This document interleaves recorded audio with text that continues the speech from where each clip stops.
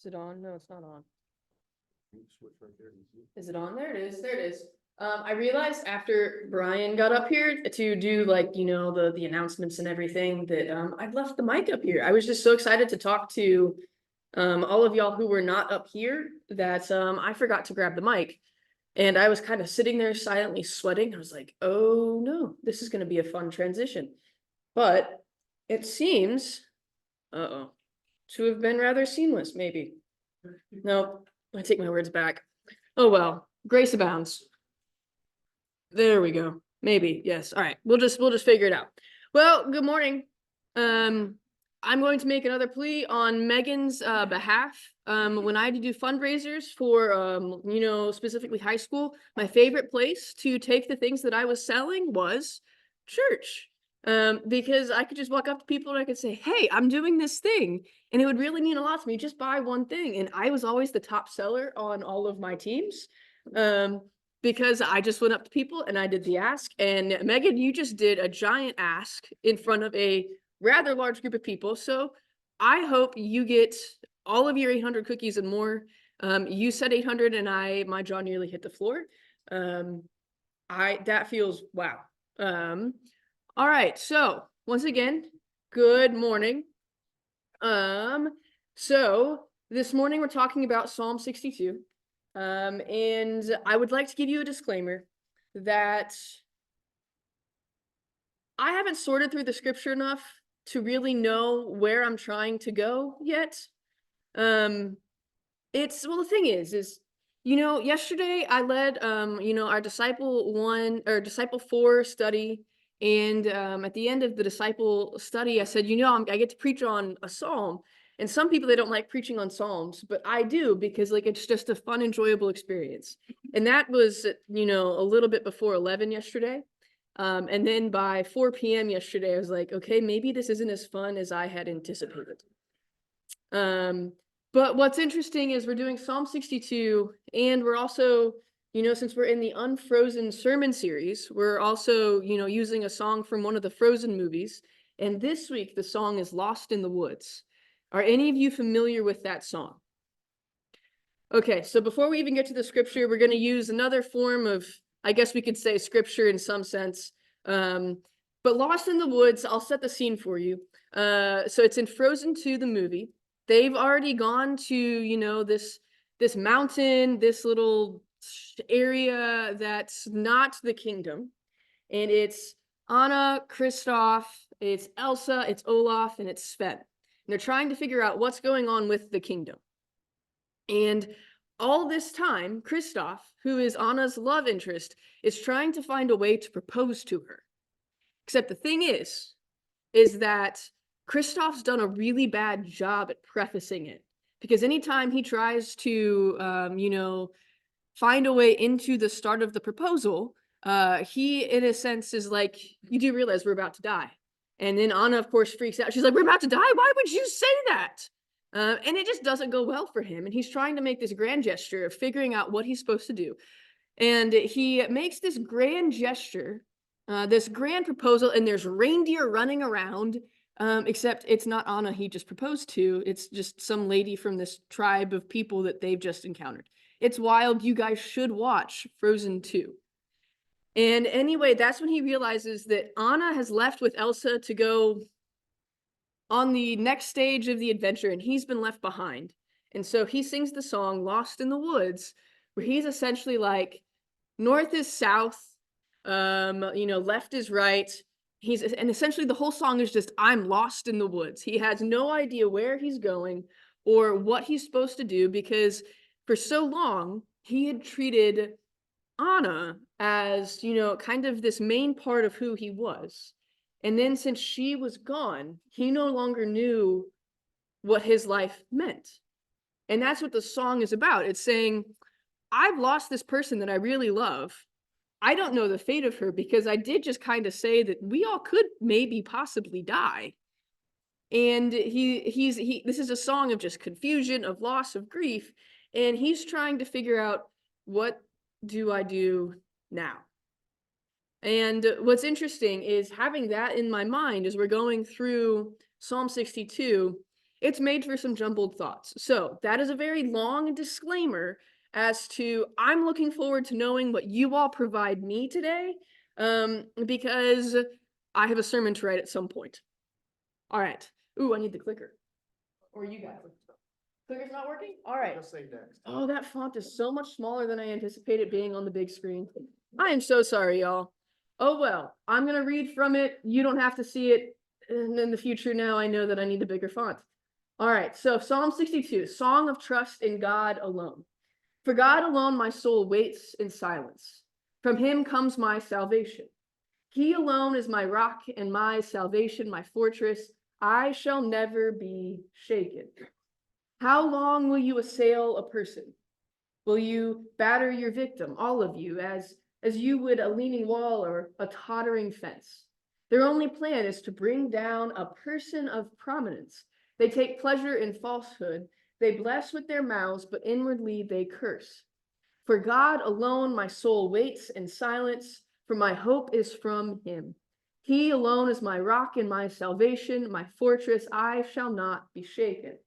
On God rests my deliverance and my honor, my mighty rock, my refuge is in God. Trust in him at all times, O people, pour out your heart before him. God is a refuge for us. Those of low estate are but a breath, those of high estate are a delusion. In the balances they go up, they are together lighter than a breath. Put no confidence in extortion, and set no vain hopes on robbery. If riches increase, do not set your heart on them. Once God has spoken, twice have I heard this, that power belongs to God, and steadfast love belongs to you, O Lord, for you repay to all according to their work.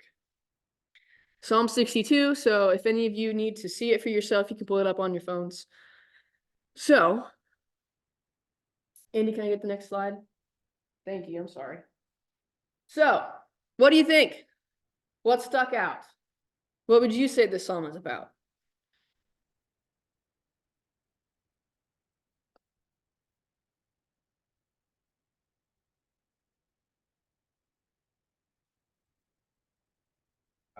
Okay. The easy starting point. Yes, trust in God. What stuck out to you about this psalm? The repetition. Specifically, what repetition? I will not be shaken. Absolutely. Once God speaks, it is so. Once God speaks, it is so. Do you care to talk a little bit more about that, David? Well, I think it talks about the mystery of God. It talks about the omnipotence of God in the sense that if God said it, it would be that way. Mm-hmm. We get that from the scriptures throughout, from the very beginning. God said and it became. Mm-hmm. So that just continues to think. Yes. God said it would be so, and it was so. It's all about God's, it's in like that, those last two verses. It's about God's power. Michael, I think I saw your hand. Yeah, stay alive. Yeah. Yeah, the break between the different lines that I did purposefully skip because I was like, I just kind of want to get through this. Also, that looks really small. And then also my brain did have a momentary panic of how do I pronounce this word? But yes, that pause or that break, that is very helpful, Michael, because I hadn't been paying attention to that. But that might be helpful, and we might see how that might be helpful, or maybe it'll be a thing on Sunday morning. We shall see. Other things. Yeah, Brian.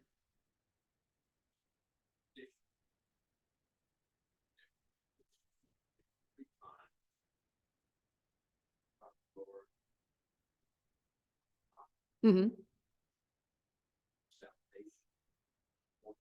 Mm-hmm. Yeah, the Lord being our rock, our salvation, our fortress.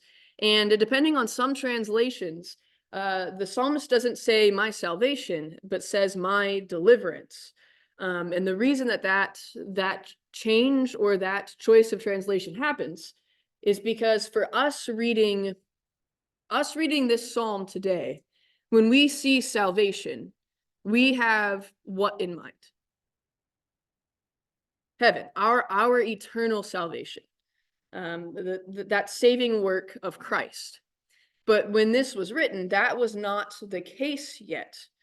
Instead, when the psalmist is writing like my salvation, it's really the faith and truth that God has and God will deliver me and will deliver us. That no matter what we are going through, that we will find a way through. That God will be present to make a way through what's occurring, and God will not leave or forsake us because God is our rock, our stronghold, our stability. Anything else that stuck out? Yes.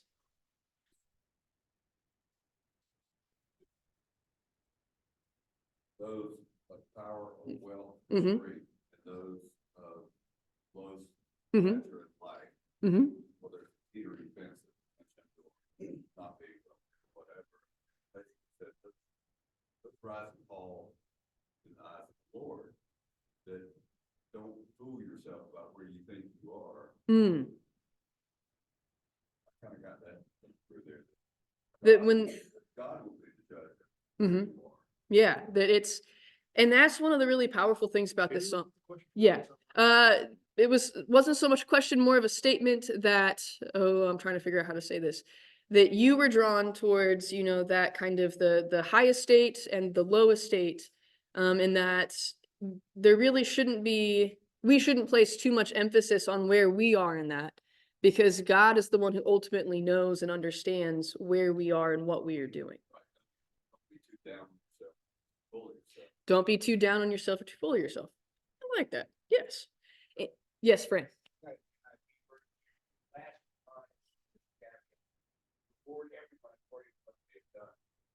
Ooh, did I miss that last part? I might have. Yeah. Yeah. I did miss that part, so I apologize. Yes, there is an end section in which the psalmist writes, you know, for you, O Lord, repay everything, like every work that is done. And that kind of teeters off of the start of verse 8. And I think it's the next slide. It's talking about the structure. Yeah. So it's broken into 3 sections. So we have verses 1 through 7. So it's the psalmist's experience of deliverance and salvation. So, you know, verse 1 says, you know, my soul waits in silence for the Lord. You know, the Lord is my rock, my salvation, my deliverance. I will be okay. And then verses 3 and 4 begin to describe, in a sense, the trouble that the psalmist has encountered. There are people who are wailing on him and keep wailing on him to the point that it's almost like they're just pushing a really poorly built brick wall on top of them, on top of him. And that's what it feels like, these attacks that the psalmist is facing. And then it goes back to in verses 5 through 7, once again, that affirmation, that claim to faith, the truth about who God is, that I will not be shaken. God is my rock and my fortress. That is it. And what's interesting is one of the commentaries I read made this kind of notation that there's kind of like this prefix to verses 1 and 5. And it says that, in a sense, it's this prefix that says, no matter what, I will wait in silence for the Lord. And then again, no matter what, I will wait in silence for the Lord. And then is what's really cool is this word is just present that basically says, no matter what comes my way, I know God will not abandon me, so I will not abandon God. So the last part, because I'm currently thinking about it, steadfast love belongs, this is verse 12. So steadfast love belongs to you, O Lord, for you repay to all according to their work. Thank you for bringing that up, Fran. And that in the verses 11 through 12 is this final word of God's justice or presence or salvation. It's this demonstration and it's this acknowledgement of faith that God is powerful, God is all powerful, God is all loving, and that whatever works we do, for whatever reason we might do them, whether that's because it's an act of faith, or if it's because that's, a right act is what a person of high or low status does, God will know and will repay accordingly. And then verses 8-10, it's really cool, this is when the psalmist is turning to the community and says, hey, I've just given you, 7-8 verses about how God has delivered me in my life against the trials and the struggle that are present. And he goes, so now it's your turn to profess the same thing that I have said, is that God is our trust, that God will deliver us, that God will provide for us.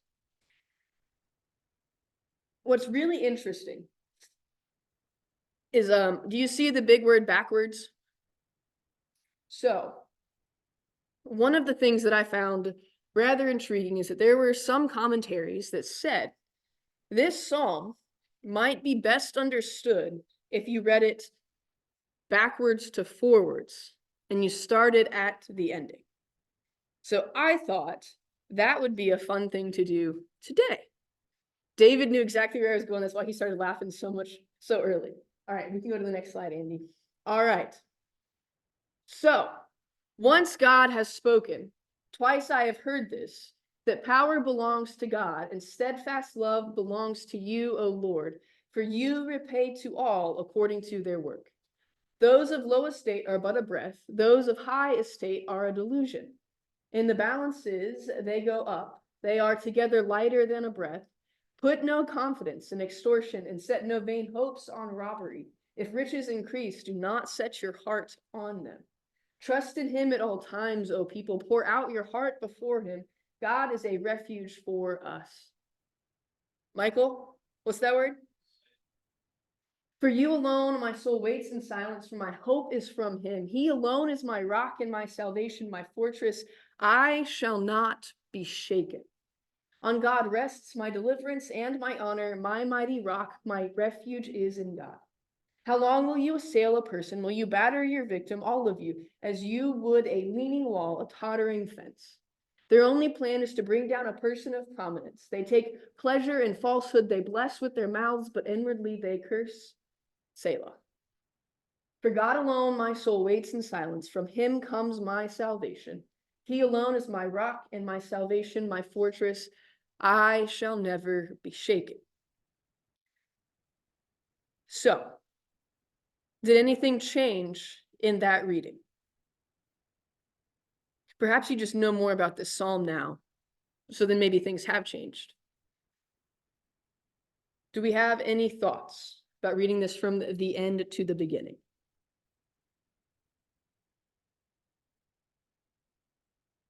I think it reads well in either direction. Okay. Can you repeat that? Yes, we have a very firm statement that it reads well in both directions. I would agree with that.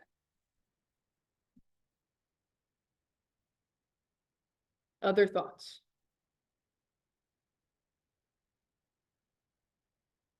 So what I enjoy so much about starting at the ending is that it outlines why we should have trust in God. It's because God is powerful and God is steadfast in love. That means that God is loving, and that God has the power, and that no matter what happens in our lives, no matter what we encounter or perhaps what we do, God will still have this abundance of love to extend to us. But also, there is no power in the world or in the universe that can shake who God is and what God does. And then because you have that idea, that admonishment, what happens then is as you move backwards, move back towards the top of the psalm, you get to understand that what happens is that when we're talking about God's love and power, there are always people who will fight against that love and power, right? And those are people who are perhaps, low estate or high estate, who have confidence in extortion or in robbery, who have their hearts set on the wrong thing. But we don't take too much stake into those things. And the psalmist encourages us to not have too much faith in those things, but rather where we should have our faith and trust is in God. And that not only should we have our faith and trust in God, but we should also pour out our heart to God. We should have relationship with God. We should confide in God. And we should realize that no matter what we're going through, that God will be there because God is steadfast in, there we go, love. God is steadfast in love. So why wouldn't we pour out our heart to God? And then it comes back to this verse 5, for God alone my soul waits in silence. It's built upon this truth that God has the power, and God will always have the power, and that God has this abundance of love that God will always have. So yes, our souls can be equipped to sit in silence and wait for God, because we have the hope and the power and the love of God.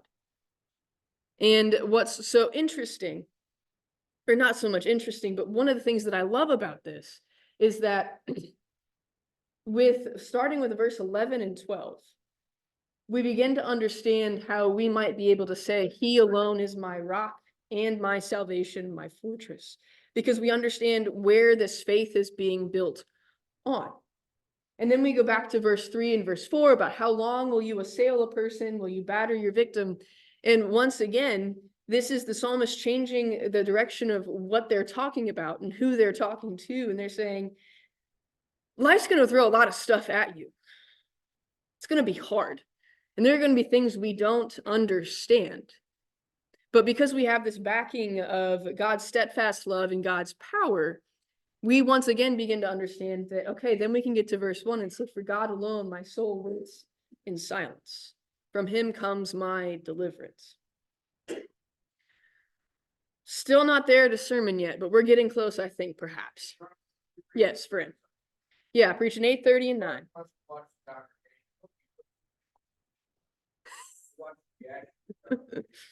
Okay. Fran just used the H word. Yeah, I will repeat that. Yeah, so Fran, in case you didn't hear, Fran just said it's me flipping the scripture. He's like, somebody might call you a heretic. And that was the H word to which I was referring to. But he was saying that perhaps I should flip the scripture when I'm preaching on Sunday to just see the congregation's response. I'm not opposed to that. I have been thinking long and hard about that because it helps reframe it. Because instead of having to wait until the end to figure out why the psalmist can make this claim about, my soul, for God alone, my soul waits in silence. Instead, we have this basis of how that can be. All right, I think we can move to the next slide. All right. So, that's a fun setup of the slide font. So what I found Psalm 62 to do is that it reveals two things. It reveals the character of God, and it reveals our identity. And the reason I bring identity into it, one, I hadn't thought about this until I woke up at, like 5:30 this morning, is that in developmental psychology, there's a psychologist named Erik Erikson, and his very, very, very, very first stage of development is trust versus mistrust. And in that stage of development, what happens is when we make secure, connections of trust or mistrust with primary people in our lives, that sets us up for a healthy development as individuals. But if we don't develop the trust, then we're in a slight element of disarray, and then, developing as human beings can be difficult. I haven't quite flushed that out yet.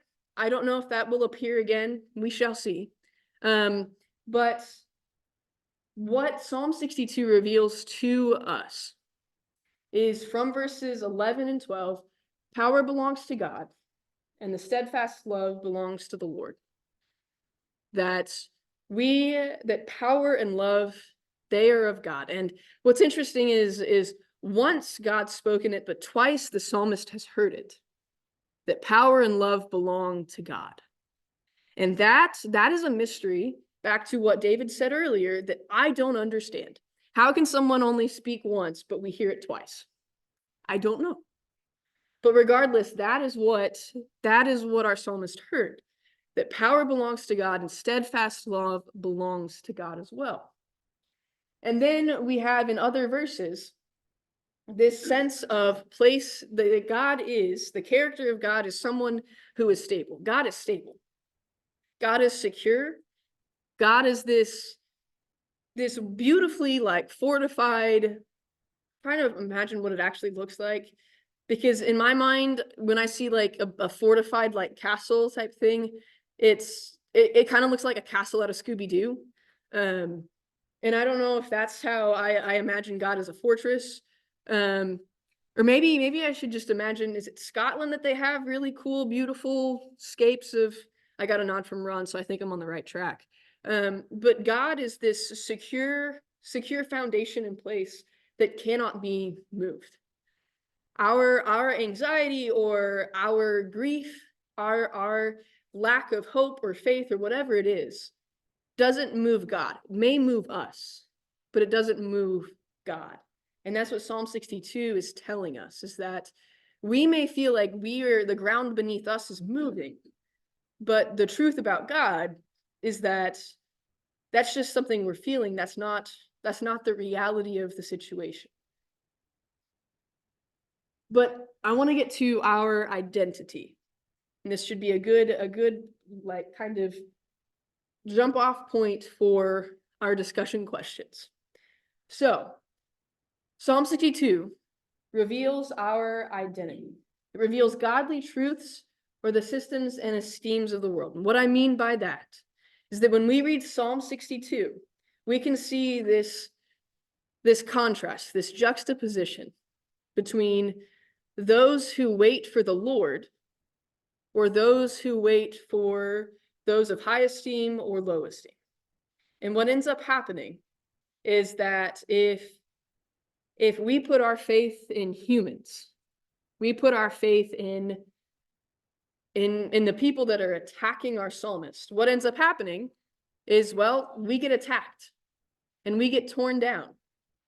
Not only do we feel like the ground is moving, but when we put our trust in the wrong place, the ground does move because there's somebody dropping a brick wall on it. But what Psalm 62 tells us is that we should find our identity in God. And the reason I got up here and said my brain is a little bit of a jumbled mess is because one of the ways we can come to understand our identity is going on retreats like Pat and Jim told you about. It's an opportunity to really connect with God, to understand our identity, right? It's one of those ways that we can begin to understand God more fully and then ourselves. Because one of the really interesting things about people is that you shake their hand, you get to know them, and what do they typically say? Hi, I'm so-and-so, and I, what? I do something. This is my job. Or, I don't know, now I'm not thinking of other things. I had a whole list yesterday when I was talking with Kathy, but now I'm blanking. But we find other identifiers to who we are. Who we're related to. Our successes. All of those other things, these other qualifiers for who we are, as opposed to, hi, I'm Charlotte and I'm a beloved child of God.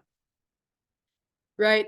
But it's also one of those things that in an introduction, you don't hear that often because that's just not the way that things are. It's a little like, I said that and I was like, oh, that just feels a little weird. But the truth is that that's where I should come to understand who I am. That's where we should come to understand who we are. And we should come to understand, okay, so what is my identity? And then it's pouring out your heart to God and saying, God, I know that I'm this beloved child of yours, but I think I'm I'm kind of one of those people who are of high estate or low estate because I'm identifying more with this title or this profession or this relationship, as opposed to just identifying with the fact that my soul waits and enjoys your presence. All right. It is now 7:40. We blew through that. That is fantastic. So, one click. All right. So discussion questions. There are 3/4. So what was one of the hardest things you've lived through? And that question kind of pertains to our identity. And then, did your relationship with God grow from that event? And how? Then the final question, what is one truth about God from this psalm that you will hold to this week? Maybe it's the fact that you will not be shaken.